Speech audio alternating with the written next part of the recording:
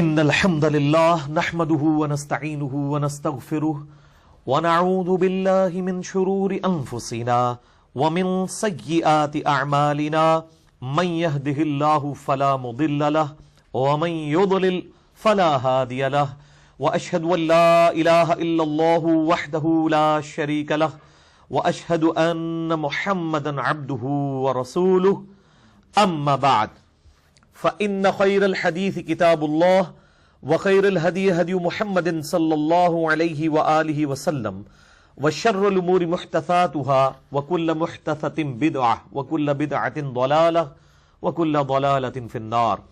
أعوذ بالله السميع العليم من الشيطان الرجيم من همزه ونفخه ونفثه. بسم الله الرحمن الرحيم. رب اشرح لي صدري ويسر لي امري واحلل عقدة من لساني يفقهوا قولي. بسم الله الرحمن الرحيم. ان الله وملائكته يصلون على النبي يا ايها الذين امنوا صلوا عليه وسلموا تسليما. اللهم صل على محمد وعلى ال محمد كما صليت على ابراهيم وعلى ال ابراهيم انك حميد مجيد. اللهم بارك على محمد وعلى آل محمد كما باركت على إبراهيم وعلى آل إبراهيم إنك حميد مجيد. اللهم ربنا آتنا في الدنيا حسنة وفي الآخرة حسنة وقنا عذاب النار. ربنا آتنا من لدنك رحمة وهيئ لنا من أمرنا رشدا. لا إله إلا أنت سبحانك إني كنت من الظالمين. حسبنا اللہ ونعم الوکیل ولا حول ولا قوة الا باللہ العلی العظیم آمین. الحمدللہ آج 11 مارچ 2018 کو سنڈے کے دن قرآن کلاس نمبر 286 میں ہم انشاءاللہ تعالی سورہ صاد جو مکی سورت ہے اس کو شروع کرنے جا رہے ہیں. چونکہ یہ مکی سورت ہے تو مکی سورت کے جو مضامین ہیں وہ آپ کو پتہ ہے کہ اسپیسیفکلی عقیدہ توحید سے ریلیٹڈ ہوتے ہیں اور ساتھ ہی ساتھ انبیاء کرام علیہ السلام کے واقعات بھی اس میں رپورٹ ہوتے ہیں جن کے ذریعے عقائد کی اصلاح ہوتی ہے. تو اس سورت کے اندر بھی شروع میں ہمارے محبوب صلی اللہ علیہ وآلہ وسلم کے جو مخالفین ہیں جو آپ صلی اللہ علیہ وآلہ وسلم کی دعوت کو دبانا چاہتے تھے ان کے اگینسٹ اللہ تعالیٰ نے اپنے محبوب صلی اللہ علیہ وآلہ وسلم کی حوصلہ افزائی کی ہے اور کافروں کو جواب دیے ہیں. اور پھر ثبوت کے طور پر اپنے ایک محبوب پیغمبر سیدنا داود علی نبینا وعلیہ الصلاۃ والسلام کا ذکر خیر کیا ہے کہ ان کو بھی بنی اسرائیل نے جو ان کے اپنے ہی خاندان کے لوگ تھے باوجود اس کے کہ وہ ان کے خاندان کے تھے اور ان میں پیغمبر بنا کر مبعوث کیے گئے انہوں نے ان کے خلاف کیسے سکینڈل جو ہیں وہ گھڑے خصوصاً ان کی شخصیت کے پوائنٹ آف ویو سے سیکس کے کانٹیکسٹ میں ان کے اوپر جھوٹے الزامات لگائے. اور اسی طریقے سے سیدنا سلیمان علیہ السلام کا ذکر ہوگا اور اس کے بعد حضرت ایوب علی نبینا وعلیہ الصلاۃ والسلام کا ذکر خیر ہوگا اور اس کے بعد یہ سورت جو ہے وہ کنکلوڈ ہو جائے گی. یہ سورت کوئی اتنی لمبی نہیں ہے، ٹوٹل اس کی 88 آیات ہیں. اور ایوب علیہ السلام کے ذکر خیر کے بعد آخر میں قصہ آدم اور ابلیس بھی ڈیٹیل کے ساتھ یہاں پر ذکر ہوگا، اسی پہ سورت کنکلوڈ ہوگی. قصہ آدم اور ابلیس جو ہے وہ قرآن حکیم میں 7 دفعہ آیا ہے اور ان میں سے بھی جہاں پر ڈیٹیل کے ساتھ ذکر ہوا ان میں سے ایک سورہ صاد ہے اور بڑی اہم ترین آخری آیات ہیں اس کی. وہ انشاءاللہ تعالی ہم اگلی دفعہ کور کریں گے. آج کوشش کریں گے کہ پہلی 40 آیات اس حوالے سے کور ہو جائیں. قرآن پاک کھول لیجئے اپنے سورہ صاد پارہ نمبر 23 اور سٹارٹ سے. اعوذ باللہ من الشیطان الرجیم. بسم اللہ الرحمن الرحیم. صاد یہ حروف مقطعات ہیں جو اللہ اور اس کے محبوب صلی اللہ علیہ وآلہ وسلم کے درمیان ایک آپ سمجھ لیں کمیونیکیشن کے کوڈ ورڈز ہیں جن کی تفصیلات امت کو نہیں بتائے گی اور نہ یہ کوئی ایسی چیز تھی کہ جس کی وجہ سے کوئی قرآن حکیم کی تعلیمات میں کوئی نقص پڑ جاتا کہ اگر ان کے مطالب نہ بتائے جاتے. یعنی یہ متشابہات میں سے ہیں جو سورہ آل عمران کی آیت نمبر 7 میں آیا، یہ محکمات میں سے نہیں ہے. والقرآن ذی الذکر، قسم ہے قرآن پاک کی جو کہ سراپا نصیحت ہے۔ قرآن حکیم اللہ تعالیٰ نے نصیحت کے لیے آسان کیا ہے، اور نصیحت ہی ایک عام آدمی کی ضرورت ہے۔ اور سورہ القمر میں 4 دفعہ یہ بات ریپیٹ ہوئی، وَلَقَدْ يَسَّرْنَا الْقُرْآنَ لِلذِّكْرِ فَهَلْ مِن مُدَّكِرٍ، ہم نے قرآن حکیم کو نصیحت حاصل کرنے کے لیے آسان کر دیا ہے کوئی نصیحت حاصل کرنے والا؟ ایز فار ایز تذکیر از کنسرن، نصیحت از کنسرن، قرآن حکیم دنیا کی سب سے آسان کتاب ہے۔ یہ ایک ڈاکٹر اور انجینئر کو بھی سمجھ آئے گی، ایک موچی اور ریڈی بان کو بھی سمجھ آئے گی، ایک ان پڑھ کو بھی سمجھ آئے گی، ایک انٹلیکچوئل کو بھی سمجھ آئے گی، کیونکہ ہدایت تو ہر بندے کی بنیادی ضرورت ہے۔ یہ ہو ہی نہیں سکتا کہ یہ صرف پڑھے لکھے کو سمجھ آئے۔ اور یہ عجیب و غریب قسم کی علماء کی طرف سے اس قسم کے پروپیگنڈے کیے جاتے ہیں، جی 18 علوم چاہیے قرآن حکیم کو سمجھنے کے لیے۔ قرآن پاک کو سمجھنے کے لیے 18 علوم نہیں چاہیے۔ یہ 18 علوم کے نام پہلے تو یہ خود گنوائیں، اور پھر بتائیں کہ صحابہ کرام کو یہ 18 علوم آتے تھے۔ یعنی صحابہ کرام میں سے گنتی کے لوگ تھے جو لکھنا پڑھنا جانتے تھے، باقی تو چٹے ان پڑھ، جن کو ہم پنجابی میں کہتے ہیں نا، لکھنا پڑھنا جانتے ہی نہیں تھے۔ ان کی زبان میں قرآن حکیم نازل ہوا، اس سے انہوں نے تذکیر حاصل کر لی۔ تو ایز فار ایز تذکیر از کنسرن، قرآن حکیم دنیا کی آسان ترین کتاب ہے۔ ہاں تفصیلات میں جائیں جو عام بندے کی ضرورت نہیں، صرف انٹرسٹ والے لوگوں کی ضرورت ہے، وہ تو قرآن حکیم میں 1000 کے قریب آیات جو ہے وہ سائنٹیفک فیکٹس کے اوپر ہیں، اسٹرانومی کی فیلڈ سے ریلیٹڈ، بایولوجی کی فیلڈ سے ریلیٹڈ، باٹنی کی فیلڈ سے، ایمبریولوجی کی فیلڈ سے، یہ تمام فیلڈز، یہ تو معذرت کے ساتھ ہمارے علماء کو بھی نہیں آتی۔ تو یعنی آلموسٹ تقریباً 6500 کے قریب آیات میں سے 1000 آیات فزیکل فنامنا آف نیچر، قانون قدرت سے تعلق رکھنے والی ہیں، جن میں سے اکثر باتیں ہمارے علماء کو بھی نہیں آتی ہیں کہ اگر ان کی تفصیلات پوچھی جائیں، صرف اس کی آبزرویشن ہے، وہ تو سب کر رہے ہیں۔ تو وہ علوم تو پھر علماء کو بھی نہیں آتے۔ سائنس کا علم کتنے علماء کو آتا ہے؟ وہ تو پرانی منطق لے کے چل رہے ہیں۔ تو قرآن حکیم تذکیر کے لیے آسان ہے، یاد دہانی کے لیے، نصیحت کے لیے۔ وَلَقَدْ يَسَّرْنَا الْقُرْآنَ لِلذِّكْرِ فَهَلْ مِن مُدَّكِرٍ، ہم نے قرآن حکیم کو تذکیر کے لیے آسان کر دیا، تو ہے کوئی سمجھنے والا؟ اور ایک اور آیت ہے اسی کانٹیکسٹ میں، سورہ صاد ہی میں آگے چل کے 29 نمبر آیت آئے گی، کتاب انزلناہ الیک مبارک لیدبروا آیاتہ، یہ ہم نے ایک بابرکت کتاب نازل کی ہے تاکہ لوگ اس کتاب کے اوپر تدبر اور غور و تفکر کریں اس کی آیات پر۔ وَلِيَتَذَكَّرَ أُولُو الْأَلْبَابِ، اور جن کے پاس عقل ہے وہ اس میں سے نصیحت حاصل کریں۔ یعنی پاگل جو ہے نا، اس کی جواب دہی کوئی نہیں ہے، جس کو اللہ نے عقل دی ہے، یعنی جنہوں سے پنجابی کہنا ہے جڑا بندہ روٹی منہ نہ کھاتا ہے، یعنی روٹی منہ کے راستے کھاتا ہے، اس کو اتنی عقل ہے، تو وہ اس کے لیے نصیحت ہے اس کے اندر۔ ورنہ تو نعوذ باللہ اللہ تعالیٰ پہ ناانصافی لازم آئے گی اگر ہم کہیں کہ صرف پڑھے لکھے لوگ اس سے نصیحت حاصل کر سکتے ہیں۔ تو باقی یہ کہنا جی قرآن ڈائریکٹ پڑھنے سے انسان گمراہ ہو جاتا ہے، ڈائریکٹ کوئی بھی نہیں پڑھ رہا ہوتا، جس بیچارے کو عربی نہیں آتی وہ بھی ڈائریکٹ کی طرف پڑھ رہا ہوتا ہے، وہ علماء دین کے ترجمے پڑھ رہا ہوتا ہے نا، کہتے ہیں علماء سے پوچھ کے چلیں، تو علماء سے پوچھ کے چل رہا ہوتا ہے۔ جب ایک بریلوی احمد بریلوی صاحب کا ترجمہ کھول کے پڑھ رہا ہوتا ہے، وہ کب سے خود قرآن پڑھ رہا ہوتا ہے، وہ تو احمد بریلوی صاحب سے پڑھ رہا ہوتا ہے، جنہوں نے اس کی زبان میں، جس طرح کے ان پڑھ صحابہ کی زبان میں قرآن عربی میں نازل ہوا، اسی طریقے سے آج کی ان پڑھ عوام جو صرف اردو پڑھ سکتی ہے، ان کی زبان کے اندر اگر احمد بریلوی صاحب نے بریلویوں کے لیے ترجمہ کر دیا، اشرف تھانوی صاحب نے دیوبندیوں کے لیے کر دیا، اور جونا گڑھی صاحب نے اہل حدیث کے لیے کر دیا، سید فرمان علی شاہ صاحب نے جو ہے وہ اہل تشیع کے لیے کر دیا، یا عام مسلمانوں کے لیے مولانا مودودی نے یا مولانا فتح محمد جلندری صاحب نے کر دیا، تو وہ تو بالکل ان کی زبان میں ان کو ترجمہ کر دیا۔ اب اس کو مزید ڈیٹیل میں تو جانے کی ضرورت نہیں۔ نصیحت حاصل کرنے کے لیے قرآن حکیم جو ہے وہ بہت آسان کتاب ہے، اور یہ ہے ہی، اس کا جو مین ٹاپک ہے ہی نصیحت ہے۔ اِنَّا نَحْنُ نَزَّلْنَا الذِّكْرَ وَإِنَّا لَهُ لَحَافِظُونَ، سورۃ الحجر آیت نمبر 9۔ اس الذکر یعنی یاد دہانی، نصیحت والی کتاب کو ہم نے نازل کیا، اور ہم ہی اس کی حفاظت کرنے والے ہیں۔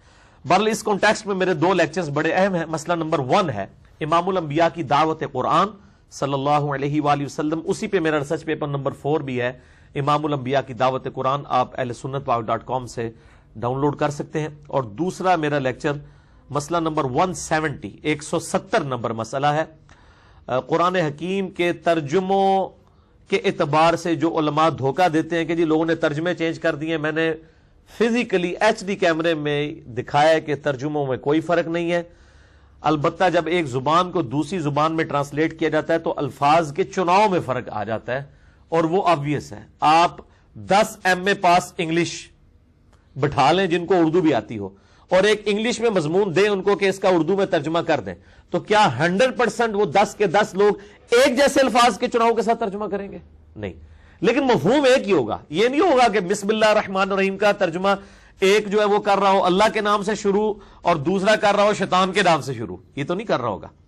ہاں یہ ہو سکتا ہے کوئی ترجمہ کر دے اللہ کے نام سے شروع, کوئی کہہ دے شروع کرتا ہوں اللہ کے نام سے, کوئی کہہ دے شروع اللہ کے نام سے. سب نے اللہ کے نام سے شروع کیا. تو بیسیکلی یہ علماء جو اس حوالے سے لوگوں کو قرآن سے دور رکھتے ہیں, یہ بہت بڑی دشمنی کر رہے ہیں قرآن حکیم کے ساتھ. یعنی بجائے سولوشن اینڈ پہ آنے کے پرابلم اینڈ پہ کھڑے ہوئے ہیں. یعنی یہ تو کافروں کے کرنے کے کام ہے. یعنی آج اگر ہمیں کوئی یہودی عیسائی آ کے یہ بات کرے کہ قرآن ڈائریکٹ نہ پڑھنا گمراہ ہو جاؤ گے, ہم کہیں گے تو واقعی یہودی اور کافر ہے اس لیے اس قسم کی باتیں کر رہا ہے. لیکن یہ جو یہودی نما مسلمانوں کے لبادے اوڑے ہوئے لوگ جو ممبروں پہ چڑھ کے لوگوں کو کہہ رہے ہیں قرآن ڈائریکٹ نہ پڑھنا گمراہ ہو جاؤ گے, بخاری شریف ڈائریکٹ نہ پڑھنا گمراہ ہو جاؤ گے, اب ان لوگوں کی چونکہ شکلیں مسلمانوں والی ہیں, کام یہ یہودیوں سے بھی بدتر کر رہے ہیں اور ہم ان کی باتوں کے اوپر یقین کر رہے ہیں. حالانکہ ہونا چاہیے تھا کہ ہم ان کو بالکل چٹا جواب دیتے کہ خدا کے لیے اسلام کے ساتھ یہ دشمنی نہ کرو. یہ تو کافروں کے کرنوں کے کام ہے کہ وہ لوگوں کو یہ مشورے دیں کہ قرآن و حدیث ڈائریکٹ نہ پڑھو. یعنی تم مسلمان ہو کے بجائے پڑھانے کے لوگوں کو یہ کہنا شروع کر رہے ہو, اور پھر کہتے ہیں نہیں ہم تو کہتے ہیں تفسیر کے ساتھ پڑھو. پڑھاؤ نا یار. اپنے علماء کی کتابیں بغلوں میں دبا دی ہوئی ہیں, تبلیغی جماعت والوں کو فضائل اعمال پکڑا دی ہے, اور دعوت اسلامی والے جو ہیں ان کو فضائل سنت پکڑا دی ہے. اپنے اپنے فرقوں کی کتابیں لوگوں نے پکڑائی ہوئی ہیں. اللہ کی کتاب کو پکڑانے کے لیے تیار نہیں ہے, اور جو اللہ کی کتاب کی بات کرے تو وہ اس کے اوپر بھی فتوے لگانے شروع کر دیتے ہیں, اور کبھی کہتے ہیں یہ خارجیوں کا طریقہ ہے جی, وہ قرآن پاک پڑھتے تھے اور وہ قرآن پڑھ پڑھ کے جو ہے وہ مسلمانوں پہ کفر و شرک کے فتوے لگاتے تھے. تو ان کے اس دھوکے کو بھی میں نے دور کرنے کے لیے مسئلہ نمبر 154 ریکارڈڈ ہے میرا, کہ وہ صحابہ اکرام علیہم رضوان کو کافر کہتے تھے قرآن حکیم کی آیات ان پر فٹ کر کے, اور ہم قرآن حکیم پڑھ کے صحابہ اکرام اور اہل بیت کے جو دشمن ہیں, جو مذہبی لبادے میں مسلمانوں کے اندر گھسے ہوئے ہیں اور اپنے آپ کو علماء کلیم کر رہے ہیں, لوگوں کو قرآن و حدیث سے روک رہے ہیں, ہم تو ان کو سامنے لے کے آ رہے ہیں کہ بھئی یہ اسلام کے ساتھ دشمنی کر رہے ہیں. صحابہ اکرام اور اہل بیت کی تعلیمات پر عمل کرو. مسئلہ نمبر 154, قرآن حکیم کی آیات جو ہے وہ کافروں کے بارے میں نازل ہوئی, نہیں جی یہ تو مسلمانوں کے بارے میں نازل ہوئی, یہ کافروں والی آیات مسلمانوں پہ نہیں لگا سکتے. اس قسم کے جتنے دھوکے ہیں میں نے اس حوالے سے اس میں ایڈریس کیے ہیں. اور ظاہر ہے جب بھی قرآن کا ذکر آئے گا تو یعنی یہ ہمارے ایمان کا تقاضا ہے کہ ہم کھول کے بالکل لوگوں کے سامنے یہ بات سامنے رکھ دیں کہ سب سے بڑی دشمنی امت محمدیہ صلی اللہ علیہ وآلہ وسلم کے ساتھ جو کی گئی ہے وہ اس قرآن سے دوری ہے. یہ ابھی تو لوگوں کو نہیں بات سمجھ آ رہی, لیکن یہ مرنے کے بعد فوراً سمجھ آ جائے گی. سورۃ الفرقان کی آیت نمبر 30 ہے کہ قیامت والے دن نبی صلی اللہ علیہ وآلہ وسلم شکایت کریں گے, وقال الرسول یا رب ان قوم اتخذوا هذا القرآن مہجورا, اور نبی صلی اللہ علیہ وآلہ وسلم شکایت کریں گے کہ اے اللہ میری قوم نے قرآن کو پیٹ کے پیچھے ڈال دیا تھا. یعنی انہوں نے اپنی اپنی کتابیں پکڑ لی تھی اور پھر یہ باتیں کرتے ہیں. وہ کہتے ہیں جی وہ دیکھیں جی ہمارے بزرگوں نے بھی جو کتابیں لکھی ہیں وہ بھی قرآن و حدیث کا نچوڑ ہی نکال کے آپ کے سامنے رکھا ہے. میں کہتا ہوں نہیں, قرآن و حدیث کا نچوڑ نہیں نکالا, نچوڑ دیا ہے قرآن و حدیث کو. یعنی اس کو نچوڑ کے سائڈ پہ پھینک دیا, اور جو پھونک تھا نا وہ آپ کے ہاتھوں میں پکڑا دیا ہے. یعنی قرآن و سنت کی جو تعلیمات ہیں, کیا ان کی بزرگوں کی کتابوں میں وہ تعلیمات وہ توحید موجود ہے؟ اگر یہ سمجھتے ہیں, یہ تو سورۃ الفاتحہ کا ٹیسٹ نہیں توحید کے حوالے سے پاس کر سکتے. یہ تو صحیح بخاری اور صحیح مسلم سے کھول کے اپنی پبلک کو جمعے کے خطبے میں نماز کا طریقہ نہیں بتا سکتے. بخاری مسلم تو چھوڑ دیں, شیخ عبد القادر جیلانی المتوفا 561 ہجری جن کو غوث پاک کہتے ہیں اور ان کے نام کے اوپر 11ویں پکا پکا کے مسجدوں میں کھائی جاتی ہیں, ان کی کتاب غنیت الطالبین جو مارکیٹ میں خود انہوں نے چھاپی ہوئی ہے, بریلویوں نے بھی, دیوبندیوں نے بھی, اہل حدیث نے بھی, اس میں سے نماز کا جو چیپٹر ہے وہ شروع میں موجود ہے. نماز کا طریقہ پبلک کو کھول کے نہیں بتا سکتے کہ اس دفعہ تو ہم 11ویں کے چاول کھا رہے ہیں, انشاءاللہ اگلے مہینے 11ویں کی جگہ ہم ایک دفعہ 11ویں والے کے طریقے کے اوپر سنت کے مطابق نماز پڑھیں گے. اور وہ 11ویں والے کا اپنا ذاتی طریقہ نہیں ہے, وہ کوئی صحابی تو نہیں, نہ کوئی تابعی ہے, نہ کوئی تبع تابعی ہے, وہ تو 500 سال بعد ایک شخصیت آئی ہے. शेख अब्दुल कादिर जिलानी अल-मुतवफ़्फ़ा 561 हिजरी, उन्होंने भी नमाज का तरीका बुखारी और मुस्लिम से लिखा है। यानी प्राइमरी किताबें तो हमारी वो हैं जो हमने ये सामने रखी हुई हैं, लेकिन हमारे उलमा के शोकेसों में ये किताबें पड़ी हुई हैं। पढ़ी हुई कोई नहीं है, पढ़ी हुई है गर्द आलूद, पढ़ी हुई नहीं है, और जो कोई पढ़ता है उसके ऊपर फतवे लगाना शुरू कर देता है। तो कुरान हकीम हमारी टेक्स्ट बुक है। कुरान हकीम में कैटेगोरिकल मेंशन हुआ सूरह अल अनाम के अंदर। ये मुझे रिसर्च पेपर नंबर 4 जरा पकड़ाइएगा उस्मान भाई, उसी के ऊपर मैंने मसला नंबर 1 रिकॉर्ड कराया, और रिसर्च पेपर नंबर 4 मैंने सिर्फ 4 पेजेस के अंदर, उसका नाम मैंने रखा है इमामुल अंबिया की दावत कुरान। यानी नबी सल्लल्लाहु अलैहि वसल्लम की यह दावत कुरान है, मेरी जाती नहीं है। और उसको मैंने डिडक्ट किया है सूरतुल अनाम की आयत नंबर 19 से। अऊज़ु बिल्लाहि मिनश शैतानिर रजीम, बिस्मिल्लाहिर रहमानिर रहीम, व ऊहिया इलैया हाज़ल कुरआन लिउंदिरकुम बिहि व मन बलग। ए महबूब सल्लल्लाहु अलैहि वसल्लम फरमा दीजिए, कुरान मेरी तरफ इसलिए वही किया गया ताकि इस कुरान के जरिए मैं तुम तक भी बात पहुंचा दूं और हर उस शख्स तक जिस तक यह दावत पहुंच जाए। इसीलिए मैंने इस रिसर्च पेपर का नाम रखा है इमामुल अंबिया की दावत कुरान। सिर्फ 4 पेजेस के ऊपर 50 आयात से कुरान हकीम की दावत का खुलासा, कुरान हकीम की इंपॉर्टेंस क्या है इस हवाले से, यानी इस पे मैंने कई टॉपिक्स कवर कर दिए सिर्फ 4 पेजेस के अंदर। जिसे शौक है तो मसला नंबर 1 मेरा देखे, उसको मैंने मसला नंबर 1 इसीलिए करार दिया। और ये रिसर्च पेपर भी पढ़ लिया जाए, 4 पेजेस है सिर्फ। यानी वो ये आपको रिसर्च पेपर जितने भी यहां 50-60 के करीब लोग बैठे हैं, इनको एंड पे जितने रिसर्च पेपर मिलते हैं उनमें से एक ही रिसर्च पेपर भी आपको मिल जाएगा। और मसला नंबर 1 और मसला नंबर 170, ये 2 मेरे यानी जिंदगी के एसेट्स हैं जो मैंने इस हवाले से रिकॉर्ड करवाए हैं, ताकि इस उम्मत को बताया जाए कि आपकी टेक्स्ट बुक सिर्फ कुरान है। इन लोग जो हैं वो मतलब दूसरी किताबों को लेकर चल रहे होते हैं। मैं तो यहां तक कहता हूं कि हदीस की किताबें भी हमारी रेफरेंस किताबें हैं, हमारी टेक्स्ट बुक सिर्फ कुरान है। दरसे कुरान ही होना चाहिए, हदीसें इसके ज़ैल में बयान होनी चाहिए। मैं तो दरसे हदीस, दरसे फिका, दरसे तसव्वुफ किसी के भी हक में नहीं हूं। सिर्फ दरसे कुरान दे, उसके ज़ैल में आप सहीउल इस्नाद हदीस भी बयान करें और जो सही सनद के साथ वाकयात है जरूर बयान करें, लेकिन टेक्स्ट बुक जो नबी अलैहिस्सलाम दे के गए उम्मत को, व ऊहिया इलैया हाज़ल कुरआन लिउंदिरकुम बिहि व मन बलग। ए महबूब सल्लल्लाहु अलैहि वसल्लम फरमा दीजिए, कुरान मेरी तरफ इसलिए वही किया ताकि इसके जरिए मैं तुम तक भी तज़कीर करूं, नसीहत करूं, डर सुनाऊं, और जिस तक भी ये किताब पहुंच जाए वो भी इसी किताब के जरिए लोगों को तबलीग करे। यही नबी सल्लल्लाहु अलैहि वसल्लम का इंस्ट्रूमेंट ऑफ दावत है। अल्हम्दुलिल्लाह। बलिल्लज़ीन कफरू फी इज़्ज़तिन व शिक़ाक़, लेकिन काफिर जो हैं वो नबी सल्लल्लाहु अलैहि वसल्लम की इस दावत कुरान के मुकाबले पर मुखालफत में और तकब्बुर में उतर आए हैं। कम मखलकना मिन क़ब्लिहिम मिन क़र्न, कितनी ही उम्मतें ऐसी थीं जो इससे पहले हलाक कर दी गईं, यानी जिन्होंने अपने वक्त के पैगंबर की बात नहीं सुनी, अल्लाह ने उन उम्मतों को हलाक कर दिया। फनादौ वला तहीन मनास, पस वो फरियाद करने लगे और उस वक्त उनके बचने निकलने का कोई और रास्ता नहीं था। यानी जब अल्लाह का अजाब आ जाता है, अजाब इस्तिसाल, तो फिर कोई बचने की राह नहीं होती। वअजिबु अन जाअहुम मुंदिरुम मिनहुम, और ये कुफारे मक्का इस बात पर ताज्जुब करते हैं कि उन्हीं में से एक डर सुनाने वाला तशरीफ लेकर आया। वक़ालल काफिरून हाज़ा साहिरुन कज़्ज़ाब, और काफिर कहने लगे नाऊज़ु बिल्लाह मिन ज़ालिक, ये तो जादूगर है और झूठा शख्स है, नाऊज़ु बिल्लाह। अब देखें कि पैगंबर जिनके पीछे अल्लाह की सपोर्ट होती है उनको भी उनके जमाने के लोग कबूल नहीं करते। तो हम तो पैगंबरों के डाकियों के डाकियों के डाकिए हैं। अगर हमारी मुखालफत कोई करता है तो कोई टेंशन वाली बात नहीं है। वक्त का पैगंबर जिसके पीछे अल्लाह खड़ा होता है, जिसको अल्लाह ने इस काम के लिए मबूस किया होता है, जिसको एक लम्हे के लिए भी ये शक नहीं होता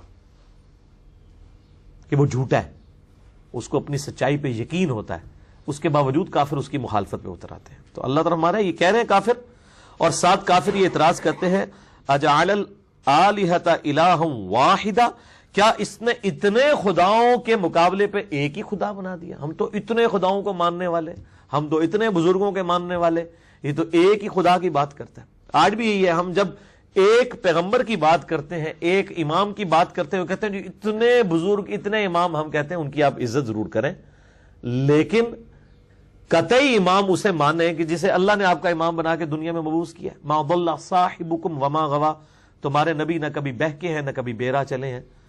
آپ کے تو کسی بھی بڑے سے بڑے شخص کے بارے میں ہم یہ دعویٰ نہیں کر سکتے کہ اس سے کبھی غلطی نہ ہو.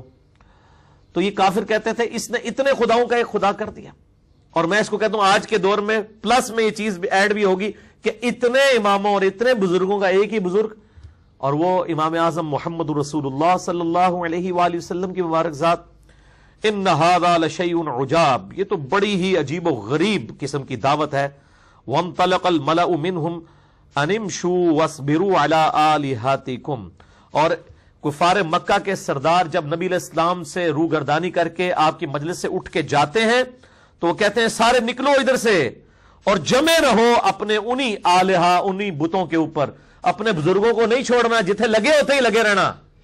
یہ پنجابی میں کہتے ہیں جدھر آؤ دماغ بند رکھے جائے بند ہی رکھیو، بالکل اتنی گل نہیں سننی. وہ جو سورہ حمیم السجدہ میں سورہ فصلت بھی اسے کہتے ہیں آتا ہے نا، وقال الذین کفروا لا تسمعوا لهذا القرآن والغوا فیہ لعلکم تغلبون.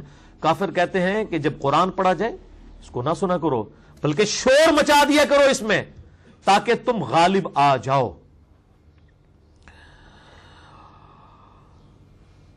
ان ھذا لشیء یراد، بے شک اس میں تو اس کا کوئی ذاتی جو ہے نا وہ کوئی اس کی اپنی ذاتی کوئی ایشو ہے جس کی وجہ سے یہ دعوت پیش کر رہا ہے. اس کی کوئی ذاتی ایفیلیشن ہے، کوئی اپنے ذاتی مفادات ہیں جس کے لیے اس پیغمبر نے دعوت کھڑی کی ہے. اس کو کہتے ہیں چور کی داڑھی میں تنکا. چونکہ وہ سردار جو تھے انہوں نے وہ جو بت گھڑے ہوئے تھے وہ انہوں نے اپنے ذاتی مقاصد کے لیے پارٹی بازی کی ہوئی تھی. اب وہ یہ سمجھ رہے تھے جو یہ نئی دعوت اٹھی ہے تو یہ نبی بھی کوئی ذاتی مفاد کی خاطر دعوت پیش کر رہے ہیں، حالانکہ وہ تو اللہ کے ریپریزنٹیٹو تھے. یعنی وہ سمجھتے تھے کہ ہم جو لوگوں کو ڈکوسلا یہ سارا کیا ہوا ہے یہی کچھ نعوذ باللہ وقت کا پیغمبر بھی کر رہا ہے. تو آپ یہ دیکھ لیں کتنی انٹلیکچوئل بات ہے. وہ یہ کہتے ہیں کہ اپنے بتوں پر جمے رہنا لگتا ہے کہ اس شخص کا کوئی ذاتی ایجنڈا ہے جس کے اوپر یہ کام کر رہا ہے. آج بھی آپ دعوت حق پیش کریں تو لوگ کہتے ہیں گلا صحیح کر رہا ہے، باتیں بالکل ٹھیک ہے، لیکن پتہ نہیں پیچھے کون ہے دے. وہ پیچھے اللہ اور نبی ہے عز و جل و صلی اللہ علیہ وآلہ وسلم. یعنی آپ کے بارے میں تو کلیم کیا جا سکتا ہے کہ آپ کے مفادات واقع اس سے کوئی وابستہ ہوں، کوئی چندہ بکس وابستہ ہوں، کوئی قربانی کی کھالیں وابستہ ہوں، لیکن یہاں تو نہ کوئی چندہ بک ہے، نہ کوئی قربانی کی کھال ہے، نہ کوئی پارٹی ہے، نہ کوئی جماعت ہے، نہ کوئی پیری مریدی ہے، نہ کوئی چیز جوائن کروائی جاتی ہے، بلکہ اپنی جیب سے لگا کے لوگوں کو پمفلٹ فری دیے جاتے ہیں. تو وہ ایجنڈا کوئی نہیں ہے. ایجنڈا ایک ہی ہے کہ اپنی بھی آخرت کی فکر میں ہے اور اس بھولی والی امت کی آخرت کی فکر میں ہے، اور وہ بھی اپنی ذات کی خاطر. جو قرآن حکیم میں 4 شرائط الا الذین آمنوا وعملوا الصالحات، یہ تو سارے پوری کر رہے ہیں 2 شرطیں، نیک اعمال، ایمان اور نیک اعمال. لیکن جو آخری 2 شرائط ہیں وتواصوا بالحق وتواصوا بالصبر، حق بات کی تلقین کرنا اور جب حق کے مقابلے پر کبھی مصیبت آ جائے تو اس کے اوپر صبر کرنا، یہ ہے اصل مسئلہ. ما سمعنا بهذا فی الملت الاخرہ، یہ نبی جو باتیں کرتا ہے ہم نے اس سے پہلے تو کبھی کوئی ایسی باتیں نہیں سنی ہے. یعنی یہاں بھی جب ہم لوگوں کو بخاری اور مسلم سے نماز کا طریقہ دکھاتے ہیں وہ کہتے ہیں یہ پتہ نہیں کیڑی گلاں کردا سی تری سنیاں. یعنی ایک وہ جس کو کہا جاتا ہے نا کہ ایک غریب اتو بدتمیز، یعنی ایک جاہل اور اوپر سے بدتمیزی، ایک جہالت کی انتہا ہے، علم ہے کوئی نہیں ہے، اور آپ کانفیڈنس دیکھیں نہیں ہم نے تو کبھی بات نہیں سنی. جس طرح اسی بھی مطلب قرآن پاک پڑھا ہوا، ہم نے بھی پتہ نہیں حدیثیں پڑھی ہوئی ہیں اور بڑے علامے ہم نے قرآن و حدیث بڑا ماشاءاللہ بچپن سے ہی پڑھ رہے ہیں ترجمے کے ساتھ، تو ہم نے تو کوئی چیز دیکھی نہیں. یعنی آپ نے کوئی چیز پڑھی نہیں ہے اور کانفیڈنس لیول یہ ہے. اور یہی کافر بھی کہتے تھے کہ ہم نے تو آج تک کوئی ایسی باتیں نہیں سنی ہیں. ان ھذا الا اختلاق، یہ سب کچھ من گھڑت باتیں کرتا ہے یہ پیغمبر جو کچھ کرتا ہے، نعوذ باللہ. انزل علیہ الذکر، کیا یہ کہتا ہے کہ اس کے اوپر نصیحت کی کتاب نازل ہوئی ہے، من بیننا، اور ہمارے درمیان. یعنی یہ ہمارا ہی ساتھی تھا، 40 سال تک بڑی ڈائنامک لائف اس نے گزاری ہے. یہ مطلب ہمارے اندر سے یا تو اوپر سے فرشتہ نازل ہوتا ہے یا کوئی باہر سے بندہ آتا، اور پھر یہ ہے بھی غریب آدمی ہے. کوئی اللہ نے سورہ الزخرف میں آتا ہے وہ کہتے تھے کہ اللہ نے پیغمبر ہی بنانا تھا تو یہ بڑی جو 2 بستیاں ہیں مکے اور طائف کے اندر، جو امیر لوگ ہیں، ایلیٹ کلاس ہے، جو بڑی سٹیٹس کے لوگ ہیں، ان میں سے کسی کو پیغمبر بنا دیا جاتا. اس میں ولید بن مغیرہ کا وہ نام لیتے تھے جو خالد بن ولید کے والد تھے، کفر کی حالت میں فوت ہوئے ولید بن مغیرہ، اور بہت امیر آدمی تھے. تو پھر اللہ نے سورہ زخرف میں فرمایا کہ تم ڈیسائیڈ کرو گی کہ اللہ تعالیٰ نے کس کو پیغمبر بنانا ہے اور کس کو نہیں بنانا، اس نے اپنی رحمت کا مقام کس کے لیے جو ہے وہ رکھا ہوا ہے، کس کے لیے نہیں رکھا، یہ تم ڈیسائیڈ کرو گے، یہ اللہ کی مرضی ہے۔ بل ہم فی شک من ذکری، بلکہ یہ کافر تو میرے ذکر کے بارے میں شک میں مبتلا ہو چکے ہیں۔ بل لما یذوقوا عذاب، بلکہ انہوں نے ابھی میرے عذاب کا مزہ چکھا ہی نہیں، جب یہ عذاب کا مزہ چکھیں گے نا پھر ان کو لگ پتہ جائے گا، یہ ان کے جو سارا اس وقت جہالت کے اوپر مبنی جو کانفیڈنس ہے یہ سارا کا سارا دور ہو جائے گا اس حوالے سے۔ اچھا یہ آپ ابھی بھی دیکھ لیں، یعنی جب بھی دعوت حق بلند ہوتی ہے کسی بھی حوالے سے، تو جو مخالفین آتے ہیں نا وہ کہتے ہیں جناب یہ جناب کل کا چھوکرا آ کے ہمیں سمجھا رہا ہے، اتنے بڑے بڑے علماء ہیں ان میں سے کوئی نہیں اللہ تعالیٰ نے کوئی دعوت کے لیے مبعوث کیا۔ یہ بھائی اللہ کی مرضی ہے، ہمیں بڑے بڑے علماء بڑے بڑے بزرگ نظر ضرور آ رہے ہوتے ہیں، یہ اللہ کو پتا ہے کہ کس کی دعوت کو کس لیول تک اٹھانا ہے۔ یعنی ڈاکٹر اسرار صاحب رحمہ اللہ تعالی، اللہ تعالیٰ ان کی غلطیاں معاف کرے اور ان کو قرآن کے حوالے سے جو انہوں نے خدمات کی ہیں ان کا نیک اجر عطا فرمائے۔ یعنی وہ کنگ ایڈورڈ میڈیکل کالج سے پڑھے، 40 سال کی عمر میں انہوں نے اپنی یعنی پریکٹس بھی چھوڑ دی اور اپنے آپ کو ٹوٹلی دین کے لیے وقف کر دیا۔ آج دنیا میں قرآن کے حوالے سے جہاں کہیں بھی بات ہوتی ہے تو ڈاکٹر اقبال اور مولانا مودودی رحمہ اللہ تعالی کے بعد تیسرے نمبر پہ اگر کسی شخص کا ذکر کیا جاتا ہے تو وہ ڈاکٹر اسرار ہے، جو کسی مدرسے کی آؤٹ پٹ نہیں ہے، کسی تنظیم کی آؤٹ پٹ نہیں ہے۔ ہاں مودودی صاحب کی پرسنل جو انہوں نے صحبت کی اس کا ایفیکٹ ضرور ان کے اوپر آیا، اور مودودی صاحب بھی خود کوئی کسی مدرسے کی آؤٹ پٹ نہیں تھے۔ اور میں اکثر کہتا ہوں کہ کنگ ایڈورڈ میڈیکل کالج ہر سال سینکڑوں ڈاکٹرز فارغ کرتا ہے، ہزاروں ڈاکٹرز بنا چکا ہے، لاکھوں اور بنائے گا، لیکن ان ڈاکٹروں کو ان کے بچے بھی یاد نہیں رکھیں گے۔ آج دنیا میں آپ امریکہ میں یورپ میں چلے جائیں، جو ٹاپ کے ڈاکٹرز ہیں نا وہ کنگ ایڈورڈ کے پڑھے ہوئے، پاکستان کے لاہور سے پڑھے ہوئے ڈاکٹرز ہیں جو ٹاپ کے سرجنز ہیں، ٹھیک ہے ہوں گے، وہ اسی وقت تک ہیں جب تک وہ زندہ ہے، جب وہ مر جائیں گے ان کی اولاد بھی ان کو یاد نہیں رکھے گی۔ لیکن ڈاکٹر اسرار تو کنگ ایڈورڈ نے ایک ہی پیدا کیا نا، وہ امر کیوں ہو گئے؟ اپنی اس دنیاوی تعلیم کی وجہ سے نہیں، ٹھیک ہے اس کا بینیفٹ بھی ان کو حاصل ہوا کہ انہوں نے ذرا ماڈرن انداز میں ایک کنویبل سٹائل کے اندر آج کے دور کے انسان تک قرآن پہنچایا، لیکن صرف اس کی وجہ سے نہیں بلکہ قرآن حکیم کی جو دعوت انہوں نے عام کی۔ ہزاروں ڈاکٹر پیدا ہوں گے، مر جائیں گے، ان کو کوئی یاد نہیں کرے گا، اور ڈاکٹر اسرار کو اللہ نے لاکھوں روحانی بیٹے دیے ہیں، ان کی وفات کے بعد لوگ ان سے انٹروڈیوس ہو رہے ہیں اور قرآن کے حوالے سے آج بھی ان کی ویڈیو سے لرن کر رہے ہیں، حالانکہ ان کو فوت ہوئے بھی آپ دیکھیں آلموسٹ 8 سال گزر چکے ہیں۔ 2010 میں اپریل کے اندر فوت ہوئے، 14 اپریل یعنی 14 اپریل 2010 کو ان کی ڈیتھ ہوئی، اور الحمدللہ میں نے لاہور جا کے جنازہ بھی پڑھا، مجھے سعادت بھی حاصل ہوئی۔ آج آپ دیکھ لیں 11 مارچ 2018 ہے، نہیں 8 سال آلموسٹ گزر چکے ہیں، لیکن آج بھی آپ ویڈیو لگا کے دیکھیں تو آپ کو لگتا ہے کہ جس طرح وہ مطلب زندہ ہے، اپنی تعلیمات میں تو زندہ ہے۔ یہ پرانے بزرگ تھے جو مرتے تھے مار ہی جانتے سن، اور مر کے بھی نہیں کوئی مردا، نہ کوئی نیک نہ کوئی برا، برائی میں بھی لوگ زندہ رہیں گے ویڈیوز کی وجہ سے، اور اچھائی میں بھی زندہ رہیں گے۔ اور میں کہتا ہوں آج کے لوگوں کے لیے جو صدقہ جاریہ کے اللہ نے اسباب پیدا کیے پرانے بزرگوں کے لیے وہ نہیں تھے۔ آج ویڈیوز کی شکل میں کیا صدقہ جاریہ ہے کہ لاکھوں لوگوں تک قرآن حکیم کی دعوت کے حوالے سے لوگوں تک بات پہنچتی ہے، اور جو دیکھتا ہے اور وہ اسے اپنی اصلاح کرتا ہے وہ سب کچھ ان کے نامہ اعمال میں جا رہا ہے جن لوگوں نے یہ خدمات کی ہیں۔ تو یہ اللہ تعالیٰ کے بہت کرم نوازی ہے۔ تو اللہ تعالیٰ ماتا یہ تم نے نہیں ڈیسائیڈ کرنا کہ کس کو ہم مبعوث کریں گے، دعوت کے حوالے سے اٹھائیں گے، تم اپنی ڈگریاں اپنے بوجھے چ رکھو، اللہ دے بندے ہو، اللہ نے انہوں ہی اٹھانا ہے جس نے اللہ نے اخلاص دیکھنا ہے، اور اللہ نے یہ دیکھنا ہے کہ ہاں اس کی دعوت اس لیول کی ہے کہ اس کی عوام کو ضرورت ہے۔ لیکن اس کا ایک سائملٹینیس کنٹراسٹ بھی ہے، یہ نہیں کہ جس کی بھی بات پبلک تک پہنچ جائے وہ ٹھیک ہی ہوگا، ورنہ بڑے بڑے گمراہ فرقے بھی یہ دعویٰ کرتے ہیں کہ جناب ہم ٹھیک ہی ہیں۔ تو اس کی بنیاد پہ ٹھیک اور جو ہے غلط کا فیصلہ جو وہ کتاب و سنت کے دلائل کی روشنی پر ہوگا۔ ام عندهم خزائن رحمت ربک العزیز الوہاب، وہی بات دوبارہ آ گئی جو سورہ زخرف کا میں نے ذکر کیا تھا، کیا ان کے قبضے میں تمہارے رب کے خزانے ہیں جو کہ رحمت والا ہے اور عطا فرمانے والا ہے؟ یعنی یہ ڈیسائیڈ کریں گے کہ کس کو پیغمبر ہونا چاہیے کس کو نہیں ہونا چاہیے۔ ام لہم ملک السماوات والارض، کیا ان کے پاس سلطنت ہے آسمانوں اور زمین کی، وما بینہما، اور جو کچھ اس کے درمیان ہے، یعنی پوری کائنات کے مالک کیا یہ ہے؟ اگر یہ سمجھتے ہیں یہ کائنات کے مالک ہیں، فل یرتقوا فی الاسباب، تو آسمان کی راہوں پہ ذرا چڑھ کے دکھائیں. جندم ما ہنالک مہزوم من الاحزاب، یہ بھی ان کافروں کے لشکروں میں سے ایک لشکر ہے. جس طرح آخری یعنی ان سے پہلے انبیاء کرام کے مقابلے پہ کچھ لشکر کھڑے ہوئے اور وہ ذلیل و خوار کر دیے گئے، ان کفار کا لشکر بھی ذلیل و خوار کر دیا جائے گا جو ہمارے محبوب صلی اللہ علیہ وآلہ وسلم کی مخالفت پہ کھڑے ہیں. اور آپ دیکھ لیں کیسے ذلیل و خوار ہوئے.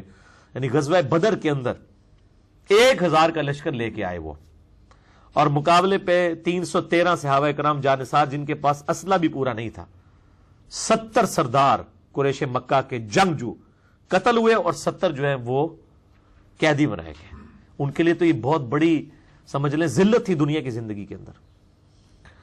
اور اس سے پہلے ہی پریڈکشن کی جا رہی ہے مکی دور کے اندر، کذبت قبلہم قوم نوح وعاد وفرعون ذو الاوتاد. اس سے پہلے بھی آپ صلی اللہ علیہ وآلہ وسلم کی اس قوم سے پہلے نوح علیہ السلام کی قوم نے، اور قوم عاد نے جو ہود علیہ السلام کی قوم تھی، اور فرعون نے جو کہ میخوں والا فرعون تھا، یعنی وہ شہر فتح کرتا تھا اپنی یعنی کامیابی کے جھنڈے گاڑنے والا. اور ایک میخوں کا ظاہری ترجمہ بھی لیا گیا کہ یعنی وہ اپنے مخالفین کو سولی چڑھایا کرتا تھا، میخیں ٹھوکا کرتا تھا ان کے جسم میں. دونوں اعتبار سے ترجمہ درست ہے. وثمود، اور صالح علیہ السلام کی قوم سمود. وقوم لوط، اور لوط علیہ السلام کی قوم. واصحاب الایکہ، اور ایکہ کے لوگ جو تھے. اولئک الاحزاب، یہ سارے گروہ ہیں جو اس سے پہلے گزر چکے ہیں، اور یہ سب کے سب گروہ جو ہیں وہ اپنے وقت کے پیغمبروں کی مخالفت کرنے کی وجہ سے تباہ و برباد کر دیے گئے. یعنی ان کو بھی پیغمبروں کے مقابلے پر کوئی نفع حاصل نہیں ہوا. اللہ تبارک و تعالی نے اپنے پیغمبروں کی اور اہل ایمان کی مدد فرمائی اور ان کے مخالفین کو تباہ و برباد کر دیا. ان کل الا کذب الرسل، ان سب نے رسولوں کو جھٹایا. فحق کا عقاب، تو ان پر لازم ہو گیا ہمارا عذاب. وما ينظر هؤلاء الا صيحة واحدة، یہ لوگ کفار مکہ بھی انتظار نہیں کر رہے مگر ایک چیخ کا. ما لها من فواق، جس کے بعد ان کو کوئی مہلت نہیں دی جائے گی. یعنی یہ بھی اس انتظار میں ہے کہ ان کے اوپر اللہ کی طرف سے عذاب ہے. بل اس دفعہ عذاب کے اعتبار سے اللہ کی سنت ڈیفرنٹ ہوئی. اگلے انبیاء کی قوموں کو اللہ تعالیٰ نے چنگھاڑ کے ذریعے، سمندری طوفان کے ذریعے، آسمان سے پتھروں کی بارش کے ذریعے مختلف طریقوں سے ہلاک کیا. لیکن ہمارے محبوب صلی اللہ علیہ وآلہ وسلم کے کیس میں عذاب استحصال جو ہے وہ آیا صحابہ کرام کی تلواروں کے ذریعے. یعنی تلواریں مسلط کر دی گئیں، اور یعنی یہ جہاد اور قتال کا کانسیپٹ اس امت میں عذاب استحصال کی شکل میں. اسی لیے میں کہتا ہوں یار چھوڑ دیں اس کو، میں آپ کی وجہ سے متوجہ ہوتا ہوں، کر دیا ٹھیک ہے ایک دفعہ. مسئلہ نمبر 85 ہے قرآن اور قتال ہمارے محبوب صلی اللہ علیہ وآلہ وسلم کی دو خصوصیات. یعنی ہمارے نبی علیہ السلام کو جو اللہ نے معجزہ دیا ہے وہ بھی ٹینجیبل فارم میں فزیکل فینومینا آف نیچر کو توڑنے والا نہیں جس کی بنیاد پہ دعوے نبوت ہو، بلکہ قرآن کا معجزہ ہے. اور آپ کے کیس میں عذاب استحصال بھی جو آیا ہے وہ بھی ڈیفرنٹ ہے. صحابہ کرام کی تلواروں کے ذریعے سے رومن امپائر اور پرشین امپائر کو تباہ و برباد کیا گیا. تو اللہ تعالیٰ فرما رہا ہے کہ یہ عذاب ان کے اوپر آئے گا، ان کو مہلت نہیں دی جائے گی. وقالوا ربنا عجل لنا قطنا قبل یوم الحساب، اور یہ کہتے ہیں اے ہمارے رب ہمارے لیے ذرا حساب و کتاب میں جلدی کر دے، یوم قیامت سے پہلے ہی ہمارا حساب و کتاب کر دے. یعنی آپ کانفیڈنس لیول دیکھیں، یعنی بدماشی کی انتہا دیکھیں کہ یہ لوگ بجائے یہ کہ رجوع کرنے کے یعنی وقت کے پیغمبر کے ذریعے اللہ کو چیلنج کر رہے ہیں کہ یا اللہ اگر تو نے عذاب بھیجنا ہے تو بھیج. نعوذ باللہ من ذالک. اصبر علی ما یقولون، اے محبوب صلی اللہ علیہ وآلہ وسلم صبر کیجئے جو کچھ یہ کہتے ہیں. وَاذْكُرْ عَبْدَنَا دَاوُودَ الْأَيْدِ إِنَّهُ أَوَّابٌ، اور ہمارے بندے داود علی نبینا وعلیہ الصلاۃ والسلام کو یاد کیجئے جو بڑے طاقتور تھے اور بڑے رجوع لانے والے تھے.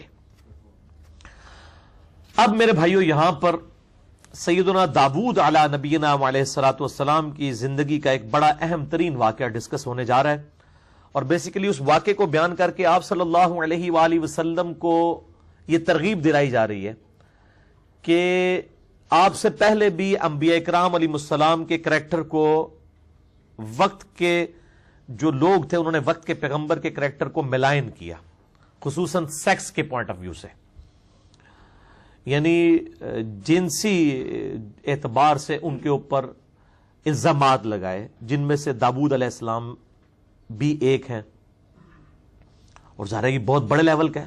اور ہمارے محبوب صلی اللہ علیہ وآلہ وسلم کی زندگی میں بھی اس طرح کا ایک واقعہ جو آیا، واقعہ افک، جس کے اوپر میرا مسئلہ نمبر 159A ریکارڈڈ موجود ہے۔ سیدہ عائشہ سلام اللہ علیہا کے اوپر جھوٹا الزام لگایا گیا۔ بعد نبی علیہ السلام کی ذات کے اوپر تو آج تک لوگ جھوٹے الزامات لگا رہے ہیں، پچھلے 100 سال میں 60,000 کتابیں لکھی گئی ہیں۔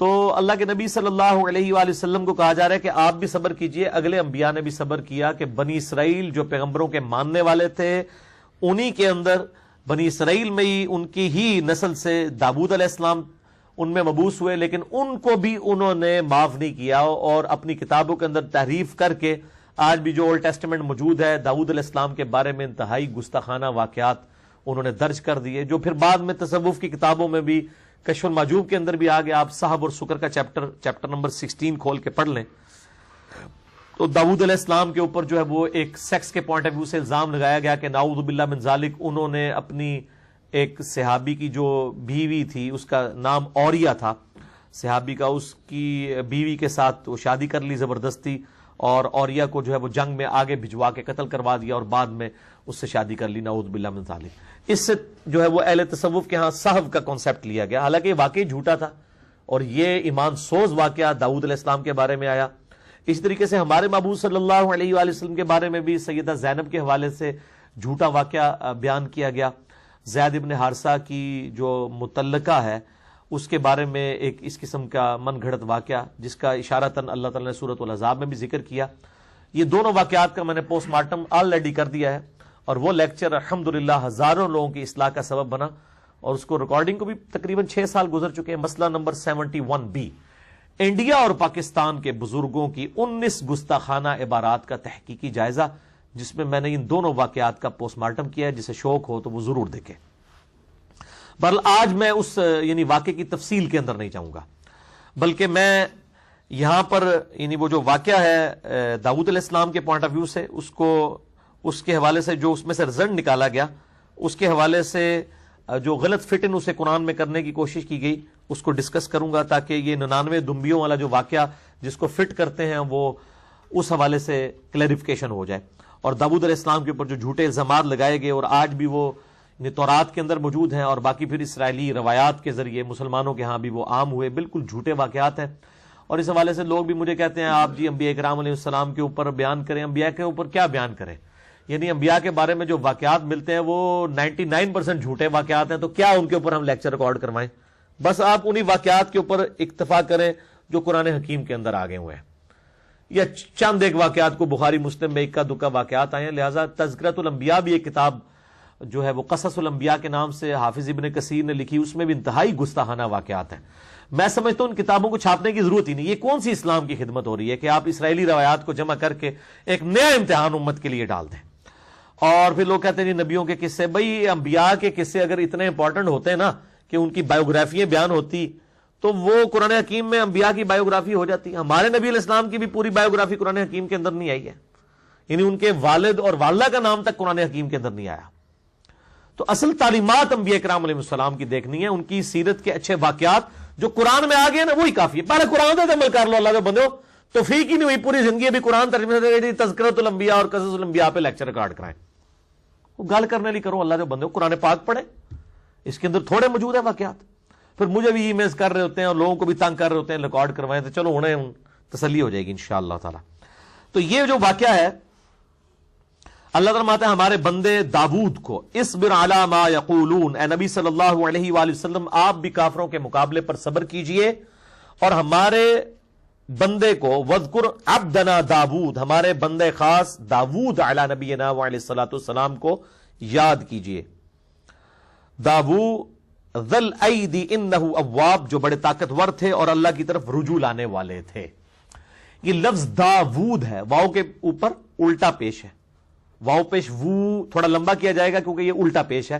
یہ 2 الف یعنی 1 الف کے برابر 2 حرکات کے برابر کھینچا جاتا ہے، لیکن ہم اردو میں داؤد پڑھ دیتے ہیں حمزہ کے ساتھ. لفظ داؤد نہیں ہے، یہ داوود ہے، انگلش میں ڈیوڈ، تو داوود لکھا جائے گا. اگر آپ نے عربی میں لکھنا ہے DAWOOD، تو داؤد لفظ نہیں داوود لفظ ہے.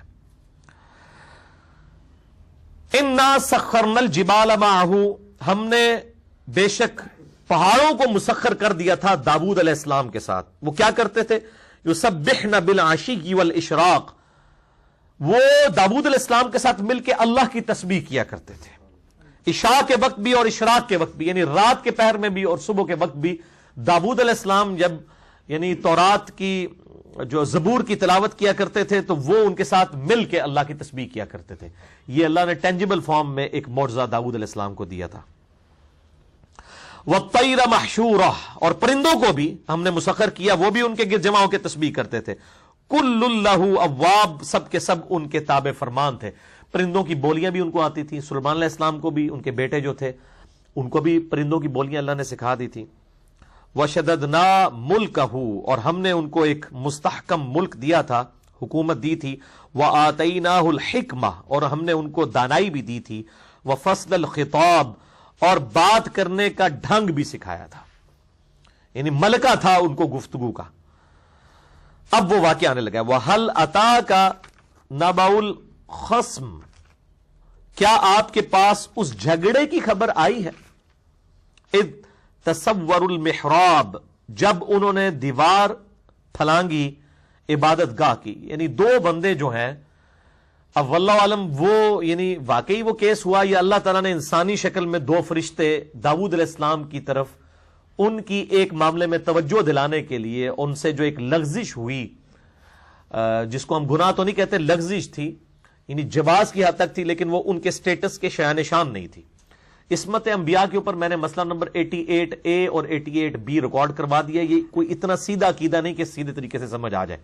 عصمت انبیاء کے عقیدے پہ شبہات کا تحقیقی جائزہ ہماری ویب سائٹ اہلسنتپاک.com پہ 88A مسئلہ اور 88B، بلکہ یوٹیوب پہ بھی اگر آپ سپیلنگ کریکٹ لکھ دیں 8888- مسئلہ MAS اپوسٹرافی والا کاما اوپر ALAH، مسئلہ عربی میں کہتے ہیں سوال کو. 88 بھی لکھ دیں تو A B دونوں ہی کھل جائیں گے. تو یا 2 فرشتے تھے جو انسانی شکل میں آئے تاکہ داؤد علیہ السلام کی توجہ دلائی جائے جو ان سے لغزش ہوئی. تو اللہ تعالیٰ ماتا وہ محراب پھلانگ کر عبادت گاہ میں آ گئے. اذ دخلوا علی داؤد، جب وہ داؤد علیہ السلام کے اوپر اچانک داخل ہوئے. ففزع منہم، تو وہ گھبرا گئے داؤد علیہ السلام. یعنی ظاہر ہے وہ بادشاہ تھے، اب بادشاہ کی ایک خاص پرائیویسی کی جگہ میں اچانک 2 بندے آ جائیں، یعنی اتنی سیکیورٹی کو پھلانگ کے، تو ظاہر پریشانی کی تو معاملہ بن جائے گا، یہ کدھر آئے ہیں. تو اب ان کی ہر شروع میں وہ گھبرا گئے، لیکن پھر قالوا لا تخف، ان دونوں نے کہا، وہ انسان تھے واقعی، ان کے علاقے کے لوگ تھے یا فرشتے تھے جو انسانی شکل میں، واللہ عالم. انہوں نے کہا لا تخف، مت ڈریے، خصمان بغا بعضنا علی بعض، ہم جو ہیں آپس میں 2 فریقوں کا جھگڑا آپ کے پاس لے کے آئے ہیں جو بعض کے ساتھ زیادتی کر رہا ہے.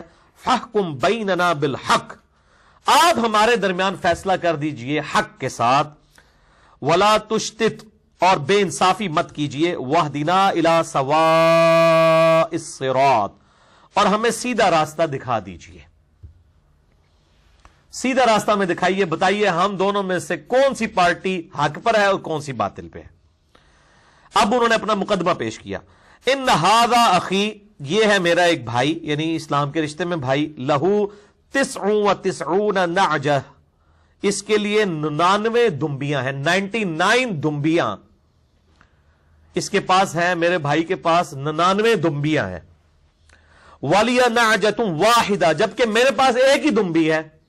اس کے پاس 99 دمبیاں اور میرے پاس ایک دمبی ہے. فقال اکفلنیھا وعزنی فی الخطاب، اور یہ مجھے سختی سے کہتا ہے اور گفتگو میں مجھ پہ بھاری پلنے کی کوشش کرتا ہے، اور مجھے کہتا ہے کہ یہ اپنی ایک بھی مجھے دے دے تاکہ میری سینچری ہو جائے. تیرے کو تو ہے ہی کہنا، ایک بھی منو دے تو میرے 100 پورے ہو جائیں. تو اب وہ مقدمہ لے کے داؤد علیہ السلام کے پاس آئے کہ دیکھیں ظلم کی انتہا اس کے پاس 99 میں بھی صبر نہیں آ رہا. وہ انگلش میں بھی کہا جاتا ہے نا گیم آف 99. جب ایک 99 اچیو ہوتا ہے نا پھر اگلے 99 کی تیاری شروع ہو جاتی ہے. تو وہ اس طریقے سے معاملات دنیا کی یعنی انسان کی لالچ. صحیح بخاری و مسلم کی متفق علیہ حدیث ہے کہ ابن آدم بیسیکلی لالچی ہے. اس کے پاس اگر سونے کی 2 وادیاں ہوں تو یہ تمنا کرے گا ایک تیسری بھی میرے پاس آ جائے. اس کا پیٹ صرف قبر کی مٹی بھرے گی, نبی علیہ السلام نے فرمایا. مسئلہ نمبر 51 میرا ریکارڈڈ ہے. دنیا پرستی کی مذمت, رزق حرام کی مذمت, دنیا پرستی کی مذمت اور اس کا وبال اور اس کے علاج کے اوپر قرآن حکیم سے 11 آیات کراس ریفرنس کے طور پہ اور 17 صحیح الاسناد احادیث میں نے الحمدللہ اس میں کور کی ہے. تو اے داؤد علیہ السلام اس کے پاس 99 دمبیاں ہیں, میرے پاس 1 دمبی ہے. یہ مجھے یہ کہتا ہے کہ وہ جو 1 ہے نا وہ بھی مجھے دے دے. قال لقد ظلمك بسؤال, انہوں نے کہا بے شک یہ تم سے سوال کر کے تو ظلم کر رہا ہے. یہ لفظ سؤال ہے, سین کے اوپر پیش ہے, لیکن ہم اردو میں سوال, اردو میں غلط العام چل رہا ہے, اردو میں چل سکتا ہے. یہ علماء خام خواہ غلطیاں نکالتے رہتے ہیں. جی آپ یہ کہا کریں سؤال, خود یہ سؤال نہیں کہیں گے. تو یہ اردو میں جب کوئی چیز مستعمل ہو جائے تو اس کے اوپر کوئی گرفت نہیں ہوتی. نعجتی کا الا نعاجی, اور یہ تیری دمبی کو اپنی دمبیوں میں ملا کے تجھ پر ظلم کا مرتکب ہو رہا ہے. یہ سوال کرنا اس کا ظلم ہے.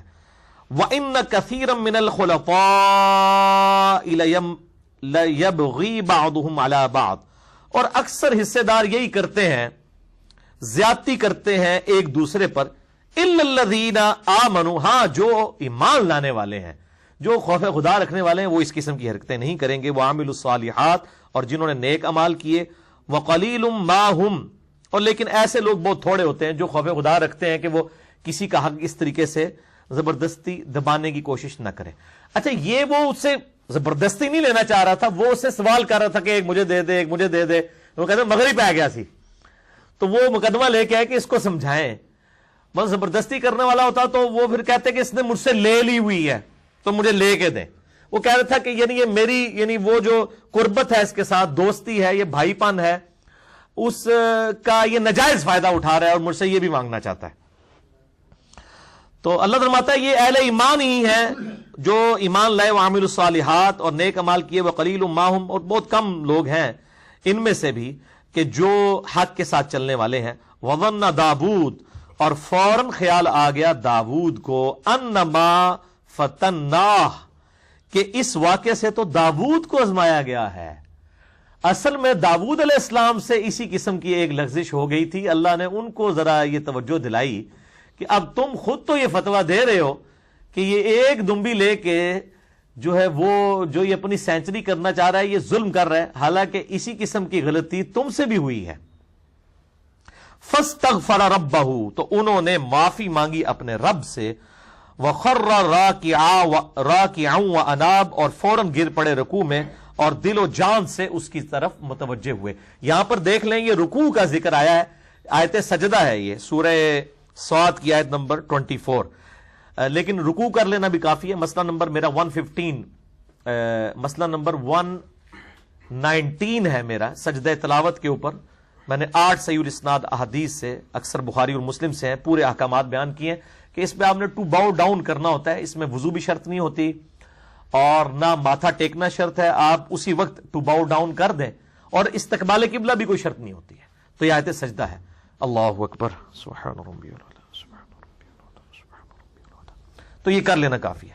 تو اس میں تو آپ دیکھیں رکوع کے الفاظ ہیں کہ وہ رکوع میں گر پڑے. نبی علیہ السلام اس پہ سجدہ بھی کرتے تھے, کبھی چھوڑ بھی دیتے تھے. آیت سجدہ فرض نہیں ہے, سنت ہے. بال مسئلہ نمبر 119 میرا آیت سجدہ کے اوپر ریکارڈڈ ہے, جسے شوق ہے تو وہ ضرور دیکھ لے. تو اللہ فرماتا ہے فوراً وہ سجد رکوع میں گر پڑے. فغفرنا له ذلك, ہماری طرف جب وہ متوجہ ہوئے ہم نے ان کو بخش دیا. وَإِنَّ لَهُ عِندَنَا لَزُلْفَى وَحُسْنَ مَآب, اور بے شک ان کے لیے ہمارے ہاں بڑا قرب ہے اور وہ خوبصورت انجام والوں میں شامل ہوں گے. اللہ تعالیٰ فرماتا ہے انہوں نے چونکہ رجوع لائے ہماری بارگاہ میں, غلطی اپنی ایکسپٹ کر لی, تو اللہ کے ہاں ان کے لیے بہترین انجام ہوگا. یا داود, اے داود علیہ السلام, انا جعلناک خلیفۃ فی الارض, بے شک ہم نے تمہیں زمین میں اپنا خلیفہ بنایا ہے. فاحکم بین الناس بالحق، لوگوں کے درمیان حق کے ساتھ فیصلہ کرنا. یعنی وقت کا پیغمبر بھی ہے تو اس کو بھی اگر خلافت ملی ہے تو اس کو یہ کہا جا رہا ہے کہ تو نے ملوکیت نہیں بنانی، خلافت حق کے ساتھ فیصلہ کرنا ہے. ولا تتبع الهوى، اور اپنی خواہش نفس کی پیروی نہیں کرنی. فیضلک عن سبیل اللہ، ورنہ تجھے یہ خواہش نفس کی پیروی اللہ کے راستے سے گمراہ کر دے گی، بہکا دے گی. یہ وقت کے پیغمبر کو بھی کہا جا رہا ہے کہ اس نے بھی تابع فرمان بننا ہے، شریعت کی پابندی اس کے اوپر بھی ہے. ان الذین یضلون عن سبیل اللہ، بے شک جو لوگ بھٹک جاتے ہیں اللہ کی راہ سے، لہم عذاب شدید، ان کے لیے ہے شدید عذاب، بما نسوا یوم الحساب، اس دن کہ انہوں نے بھلا دیا تھا یوم حساب کو. اس دن یعنی جس کو قیامت کا دن یاد ہے وہی ظالم ہو، وہ ظالم نہیں ہو سکتا، اور جو قیامت کا دن بھلا چکا ہے وہ واقعی ظالم ہوگا، اور وہی اس قسم کا ظلم کرے گا جسے پتا ہے کہ آن دا ڈے آف ججمنٹ میری اکاؤنٹیبلٹی ہے ان فرنٹ آف اللہ، اللہ کے حضور میری جواب دہی ہونی ہے، میں نے اللہ کو اپنی جان دینی ہے اور اللہ نے میرا حساب و کتاب کرنا ہے. وہ کبھی بھی ظلم نہیں کسی کے اوپر کر سکتا. اچھا، یہی آیت جو ہے وہ امام ابو زرعہ کے بارے میں بھی آتا ہے کہ خلیفہ عبد الملک بن مروان یا اس کا بیٹا ولید بن عبد الملک تھا جو اموی خلیفہ تھا. اس نے یعنی امام ابو زرعہ کو جب اپنے دربار میں پایا تو کہا کہ میں نے تو علماء سے، یعنی علماء سے مراد علماء کرائم، مجرم علماء، علماء پرائم، عزت والے علماء، یا علماء کرام نہیں، علماء کرائم، انگلش والا کرائم. میں نے تو علماء سے سنا ہے کہ جب اللہ تعالیٰ کسی کو خلافت دے دیتا ہے، کسی کو بادشاہ بنا دیتا ہے، تو پھر اس کی صرف نیکیاں لکھی جاتی ہیں اور اس کی برائیاں نہیں لکھی جاتی، کیونکہ اس کو اللہ تعالیٰ بہت بڑا مرتبہ دے دیتا ہے. تو وہ امام ابو زرعہ جو ہیں وہ اہل حق علماء میں سے، انہوں نے کہا انا للہ و انا الیہ راجعون. امیر المومنین، یہ آپ کو کس نے غلط پٹی پڑھا دی ہے؟ آپ تو شاہی کوئی نہیں ہے. اللہ نے تو داود علیہ السلام کو قرآن حکیم میں جو اللہ کے پیغمبر تھے ان کو بھی کہا، اور یہ آیت پہ امام ابو زرعہ نے تلاوت کی کہ حضرت داود علیہ السلام کو اللہ تعالیٰ نے فرمایا یا داود انا جعلناک خلیفہ، یا داود ہم نے تجھے خلیفہ بنایا فی الارض، زمین میں، فاحکم بین الناس بالحق، لوگوں کے درمیان دیکھنا انصاف کے ساتھ فیصلہ کرنا، ولا تتبع الهوى، اور اپنے خواہش نفس کی پیروی نہ کرنا، فیضلک عن سبیل اللہ، ورنہ تو بھی یا داؤد گمراہ ہو جائے گا اللہ کے راستے سے. ان الذین یضلون عن سبیل اللہ، بے شک جو لوگ اللہ کے راستے سے گمراہ ہو جاتے ہیں، لہم عذاب شدید، ان کے لیے شدید عذاب ہے، بما نسوا یوم الحساب، بسبب اس کے کہ انہوں نے بھلا دیا تھا قیامت کے دن کی جواب دہی کو. تو داؤد علیہ السلام کو اللہ تعالیٰ فرما رہے ہیں اگر آپ نے انصاف نہ کیا تو آپ خلیفہ ہونے کے باوجود، اللہ کے پیغمبر ہونے کے باوجود گمراہی کے راستے پر ہوں گے. تو خلیفہ صاحب تسی کیڑی کھیت دی مولی ہو، تسی تے ہے بھی ملک ہو، خلیفہ تے ہے ہی کوئی نہیں ہو، ملوک ہو، آل امیہ میں سے تھے. یعنی یہ آپ سمجھ لیں کہ یزید کے بعد جو ہے وہ مروان بنا، اور مروان کے بعد پھر اس کا بیٹا مروان، اور پھر اس کے 4 بیٹے جن کے بعد دیگرے جو ہیں وہ خلیفہ بنے. یہ میں یعنی آپ کو تابعین کے دور کی بات کر رہا ہوں. تو اس طریقے سے لوگوں نے بڑے عجیب و غریب قسم کے یعنی واقعات لوگوں میں مشہور کر دیے ہوئے ہیں. وما خلقنا السماء والارض وما بينهما باطلا، اور ہم نے نہیں پیدا کیا آسمانوں اور زمین کو اور جو کچھ ان کے درمیان ہے بے فائدہ. یعنی یہ پرپسفل کریشن ہے. انسان اللہ تعالیٰ کی بڑی سیریس کریشن ہے، یہ کسی مقصد کے لیے پیدا ہوئی ہے. جو کچھ اللہ نے کائنات میں بنایا مقصد ہے اس کا، اور انسان کا بھی مقصد ہے. وما خلقت الجن والانس الا ليعبدون، ہم نے جن اور انس کو نہیں پیدا کیا مگر اپنی عبادت کے لیے. ابھی حال ہی میں نے بڑے عرصے سے ایک ادھار تھا، لوگ کہتے تھے فکر آخرت کے اوپر کوئی لیکچر ریکارڈ کروائیں. میں نے بڑے لیکچر ریکارڈ کروائے.